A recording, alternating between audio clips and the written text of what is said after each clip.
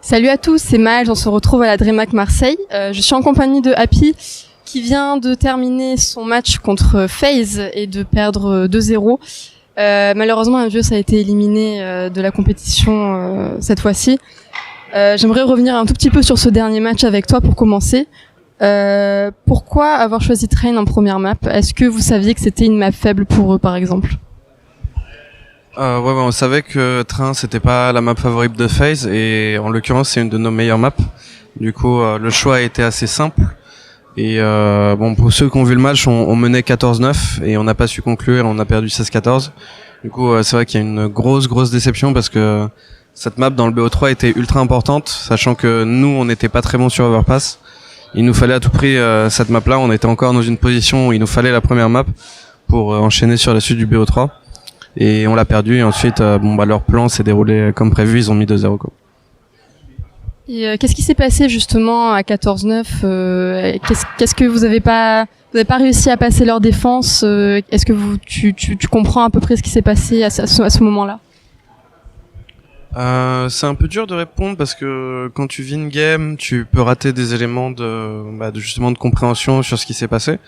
Mais moi j'avais remarqué une trend très forte qui est que Guardian jouait beaucoup le B, genre il ne laissait pas du tout Xyz tout seul et nous on comptait justement appuyer sur cette faiblesse. On s'est rendu compte assez rapidement qu'il jouait faible en A, c'est-à-dire juste 3 et quand on a joué le A on n'a pas su conclure. Je sais qu'il y a eu un ou deux clutches très importants mais sinon c'est vrai que on s'est fait la plupart du temps, on s'est fait défoncer après la première partie de side où on met 5-6-0, je crois. Et voilà, on n'a pas su s'adapter, on est resté à 14, ils ont remonté et le dernier round on tente une CPLB, mais voilà, je pense qu'ils l'attendaient énormément. C'était pas un call qui était très smart, j'avais pas envie de le faire. Et voilà quoi, ils ont fait leur comeback et on n'a pas su s'adapter. Et donc du coup pour Overpass, bon ça a été beaucoup moins serré, donc vous saviez d'avance que c'était perdu à partir du moment où vous arriviez sur Overpass 1-0. Alors non, on rentre pas dans la game en pensant que c'est définitivement perdu. Après moi j'ai senti un truc, c'est que quand on a perdu Train, il y avait malgré tout il y avait une très bonne énergie sur Train et cette énergie a un petit peu disparu quand on est arrivé sur le serveur, que c'était Overpass. Et je pense que ça aurait été différent malheureusement si on avait mis Train. Je pense pas qu'il y aurait eu vraiment une tarte comme on a pris, il y aurait pas eu de 16-3 je pense, même s'ils étales plus que favoris sur la map. Mais voilà, c'était pas le cas et ils nous ont mis 2-0 finalement. Maintenant j'aimerais revenir un petit peu sur les changements qu'il y a eu récemment au sein de l'équipe. D'abord vous avez bench XMS, puis après vous avez décidé de faire un second changement. Vous avez ramené donc Adji et Kyo. Est-ce que tu peux revenir un petit peu sur ces changements et expliquer comment ça s'est passé et ses choix? Alors sans trop rentrer dans les détails parce que voilà il y a la vie privée de l'équipe. Alex, XMS, c'est vrai que moi j'ai été assez déçu de lui cette année. Je pense que c'est un joueur qui a un potentiel gigantesque et je lui ai dit. Mais on va dire que des problèmes en dehors de ce qui est le jeu l'affectent énormément. Et cette année il a pas su faire la part des choses, du coup on a été obligé de le laisser aller. Pour Sixer ça a été un choix vraiment difficile parce que ça impactait directement notre jeu pour l'année suivante, c'est à dire que c'était notre sniper et du coup là on est dans un jeu un peu bâtard où on ne sait pas encore qui prend la WAP, c'est encore très mixé, très varié. Et mais on savait quelque chose de sûr, c'est qu'on n'allait pas prendre de jeunes, qu'il nous fallait quelqu'un d'expérience.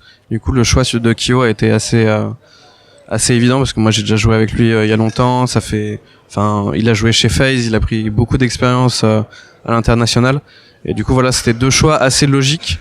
Adji, je pense que tout le monde l'a vu, il a un très fort potentiel, un peu comme XMS. Et voilà, ouais, c'était logique. Il nous fallait un mélange de jeunesse qui cherche à avoir cette expérience et un deuxième, on va dire, d'un co-leader et d'un plein d'expériences qui est capable de transmettre avec moi. Et voilà. Et du coup, comme tu disais, vous êtes en train de jouer sans main sniper en fait. Est-ce que c'est pas trop dur de jouer comme ça au sein des équipes pro justement Est-ce que c'est pas un handicap supplémentaire au final? Ça dépend. Par exemple, moi je prends l'exemple de Space Soldier. Bon alors eux, en ce moment, ils essayent de rajouter justement du snipe dans leur jeu, parce que c'est vrai qu'il y a des pauses inévitables. Bon, j'ai pas l'exemple de D2 parce qu'elle est pas dans le map pool, mais par exemple si on jouait D2, ce serait une des maps où il nous faudrait à tout prix un sniper. Et mais on essaye de faire sans, parce que il y a quelque chose que t'as avec un jeu à 5 rifles, c'est que t'es beaucoup plus flexible sur certaines phases de jeu. Par exemple, tu peux faire beaucoup plus de rapide, beaucoup plus de strat CPL où t'as pas besoin d'un AWP, etc. Et voilà, on essaye de s'adapter. Après, il y a un truc qui est vrai, c'est que de temps en temps sur des rounds très spécifiques, un AWP peut nous mettre extrêmement bien et peut débloquer des rounds, le rôle d'un AWP. Et c'est vrai que pour l'instant, comme je l'ai dit tout à l'heure, on n'a pas réussi à, comment on dit en français, ouais, à trouver l'équilibre quand et où et comment prendre la WAP pour qu'il soit 100% efficace. Et pour revenir un petit peu sur le choix de Kiyoshima, donc il avait déjà joué chez Envious en 2015. Et donc là, vous l'avez repris une seconde fois 3 ans plus tard, après qu'il soit passé chez FaZe, pardon. Pour toi, c'est quoi la différence entre le Kiyoshima de 2015 et le Kiyoshima de 2018? Il a pas énormément changé. Le truc que j'ai remarqué le plus, c'est qu'il va prendre des responsabilités qu'il prenait pas avant. Et de toute façon, c'est aussi pour ça qu'on l'a ramené. Donc, j'imagine que c'est forcément lié. Ouais, il a évolué sur certains thèmes propres à CS, comme par exemple la mentalité, où il est capable de comprendre que avoir une certaine mentalité dans les games, avant les games, dans nos entraînements, c'est important. Et sur ça, c'est sûr qu'il a évolué parce qu'il avait pas ça avant. Il était beaucoup plus freestyle, on va dire. Et voilà, il a su évoluer. Après, il y a forcément d'autres points où on pourrait tous évoluer en équipe, mais sur ça, c'est très important parce que ce n'était pas présent chez Envy version 2017, et c'est aussi une des raisons pour laquelle il est là. Et pour le choix de Hadji, ça s'est porté assez naturellement par rapport à Envy Academy. Et est-ce que du coup vous pensiez que en le faisant venir de Envy Academy, son intégration serait plus facile en tant que nouveau joueur par rapport à ce qui s'est passé avec Devil ou avec XMS par exemple? Oula, Devil. Après, on n'a pas forcément des liens très étroits avec l'académie. Je sais pas comment le public comment les gens voient ça d'un point de vue extérieur. Mais la transition s'est faite par le coach, en fait. C'est lui qui nous l'a vendu, entre guillemets. Et voilà, c'est vrai que ça s'est fait. En fait, on a fait des tests grandeur nature, on a fait des qualifications, je crois que c'était pour la SLTV et Katowice. Et on a pu se permettre de tester, même Kyo d'ailleurs, on a pu tester Kyo, on a pu tester Hadji. Et on a senti tout de suite qu'il y avait quelque chose qui s'emboîtait bien avec nous. Bon, on a quand même beaucoup changé de jeu depuis ces qualifications. Mais voilà, ça s'est fait assez naturellement et il n'y a pas eu beaucoup de questions à se poser. Pour parler un petit peu d'un autre joueur français qu'on est en train de découvrir, il y a pendant la période où RPK était encore malade, il y a Maka qui est venu faire des petits remplacements dans l'équipe. Est-ce que vous le connaissiez déjà avant et qu'est-ce que tu penses un peu du potentiel de ce joueur? Question personnelle. Non, on l'a testé. Encore une fois, c'était une idée du coach qui voulait qu'on joue avec une variété de joueurs auxquels on n'aurait peut-être pas pensé de base. Et du coup, le nom, il y en a eu qu'un au final, hein, ça a été Maka. Et je pense qu'il a un potentiel. Après, c'est vrai que après cette qualification, quand on a fait le choix de Kyohaji, je sais pas ce qu'il est devenu. Je crois que son équipe se passe pas très bien. Mais voilà, il fait partie de ce pool de joueurs qui a su monter avec, je crois que c'était Limitless leur équipe de mémoire, mais qui malheureusement, je sais pas, ça s'est arrêté, ça se passait pas très bien apparemment. Mais voilà, c'est vrai qu'il y a un pool de joueurs en France qui est, on va dire, sous-exploité. Mais après, j'ai l'impression qu'ils n'arrivent pas à tenir ensemble, monter une vraie équipe et faire comme nous à l'époque on a pu faire, grinder au fur et à mesure les échelons des tournois. Donc je sais pas si c'est un problème de mentalité ou si c'est j'entends souvent cet argument où c'est nous qui donnons pas notre chance aux jeunes joueurs. Je sais pas où la vérité mais voilà, moi j'aimerais beaucoup que par exemple une équipe du subtop arrive à se qualifier à un événement comme ça et fasse un bon résultat comme tout le monde à l'époque, quoi. C'est vrai que même quand tu vois LDLC, la sortie qu'ils ont fait à la CPH, c'est vrai que c'est pas, ils le diraient eux-mêmes, c'est pas brillant et ils sont à mon avis très très déçus. Donc voilà, on attend encore, je sais pas si on peut appeler ça une relève, mais juste en dessous, quoi. Et justement, dans les nouveaux espoirs, et on a le célèbre, maintenant célèbre Ziwoo. Est-ce que vous avez notamment pensé à lui pour pas forcément pour des remplacements permanents, mais peut-être pour faire du stand-in ou des choses comme ça? Est-ce que vous l'avez déjà contacté? Ouais, je pense pas que ce soit une information privée. On a essayé de le contacter justement dans l'optique de tester à peu près tout le monde. Mais je sais pas, ça avait pas l'air très clair quand on lui a proposé. Il y avait quand même beaucoup de difficultés, notamment avec ses parents. Donc on a un petit peu lâché l'affaire. J'ai lu une rumeur comme quoi on lui avait proposé 15 000 euros, un contrat, etc. Ce n'est pas vrai. En tout cas, pas à ma connaissance. Mais oui, il a été nommé dans les joueurs à tester. Ça s'est pas fait malheureusement, parce que moi j'aurais bien aimé tester avec lui. Vu tout ce que j'ai entendu, je voulais voir de première expérience ce qui valait. Mais voilà, ça s'est pas fait. Après Ziwoo, moi je pense que je me fais aucun souci pour son avenir s'il accepte les propositions qui lui seront faites dans le futur.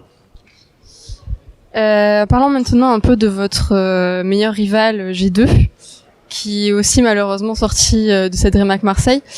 Est-ce que tu as un petit avis sur les récents changements qui ont été opérés au sein de l'équipe? Alors ça, c'était une question qu'on m'avait posée hier pour une interview. J'ai cette impression qu'il y a un timer à cette équipe, comme une bombe à retardement. C'est quelque chose que je sens. Je suis pas du tout dans l'équipe, je parle pas aux joueurs, mais c'est quelque chose que je vois de l'extérieur. Je pense qu'ils ont été très très déçus de se faire sortir par nous, voire même peut-être choqués. Moi-même, je pensais que ce serait pas en tout cas aussi simple de les sortir. Après voilà, c'est toujours un peu traite les formats BO1, t'es en loser, t'as pas joué de BO3, tout se joue sur un match et ça va vite. 2 GR, 2 premiers en armée et vu le side CT qu'on a mis dès le début, je crois qu'il y avait 9-0 ou quelque chose comme ça. Ouais, ça pardonne pas, quoi. C'est un format qui ne pardonne pas. Et il faut le dire, moi j'ai jamais été trop inquiété dans la game. Ils ont pas su, je sais pas si c'est de l'adaptation, mais ils ont pas trop su nous mettre en difficulté. Même si quand eux sont passés CT, ils ont mis le GR et le premier en armée. Ça, je pense qu'on s'est jamais senti inquiété et voilà. Après pour les changements qu'ils ont fait, pareil, je connais pas vraiment Mixwell. Je sais juste que j'aimais beaucoup le Mixwell d'Optic à l'époque où ils avaient gagné les ligues. Maintenant, est-ce que ça match bien avec le reste des joueurs? Est-ce que de manière interne ça se passe bien? Ça, on peut pas savoir à moins de leur demander et encore, on sait jamais si on va avoir la vraie réponse ou non. Mais oui, de toute façon, je pense que c'est dans l'esprit de tout le monde avec l'équipe de Richard, Shox. Il y a quelque chose qui se passe à travers G2 et ouais, je pense qu'il y a une certaine pression qui est mise sur les épaules des joueurs. Et au final, en fait, on sait que l'équipe actuelle est peut-être pas non plus définitive et qu'il peut encore y avoir d'autres changements à venir en fonction de leurs résultats, justement. Est-ce que vous craignez pas un petit peu qu'ils essayent de piocher des joueurs chez Envious? Les joueurs sont très chers. Non, je sais pas, j'y pense pas trop. Après, de toute façon, je crois qu'ils ont été très clairs dans leur communication quand quand Shox a décidé de se mettre sur le bench pour son opération. J'ai pas tout suivi, mais il y a eu Ocelot qui est venu, ils ont fait un podcast, ils ont expliqué pourquoi, comment, et ça se voit que rien n'est définitif et que tout peut changer et que l'équipe qui est présente là aujourd'hui sera peut-être pas la même dans 6 mois. Donc voilà. Après, par rapport à nous, comme je l'ai dit en rigolant, mais c'est vrai que maintenant c'est un des aspects de la professionnalisation, c'est que on a des contrats, il y a des buyouts, tout ne se fait pas sur un coup de tête comme à l'époque où on va sur un Mumble le soir et on se dit ok go faire une équipe, quoi. Et voilà, moi j'essaye de pas du tout penser à ça parce que c'est un des aspects un peu qui peut te prendre la tête, un peu négatif de CS. Si ça arrive, ça arrive. Si ça arrive pas, tant mieux pour nous. Ok, ben du coup, je vais te laisser juste le dernier mot pour terminer cette petite interview, en espérant que qu'on vous retrouvera avec de meilleurs résultats pour les prochains tournois à venir. Dernier mot, merci à tous ceux qui nous ont suivis. Je pense qu'il y a une toute petite hype qui s'est formée quand on a battu G2, ou le fait qu'on soit les derniers Français. Malheureusement, on n'a pas su on n'a pas su prouver que oh là là, je bégaye. On n'a pas su prouver aux gens que la victoire contre G2 n'était pas juste un flouk. Mais voilà, on est quand même une jeune équipe malgré tout. On a été jugé assez durement sur notre début en EPL notamment. On a fait du 0-9, je crois. Faut savoir qu'on n'avait pas du tout on avait le minimum de prague possible et on avait un très jeune joueur avec nous. Mais voilà, merci à tous ceux qui nous soutiennent et merci à Envy. Merci à vous aussi. Merci. On continuera à vous encourager de toute façon pour les prochaines fois. Merci beaucoup. C'était Miles pour Vacarme à la DreamHack Marseille. On se retrouve pour plus de vidéos. À bientôt.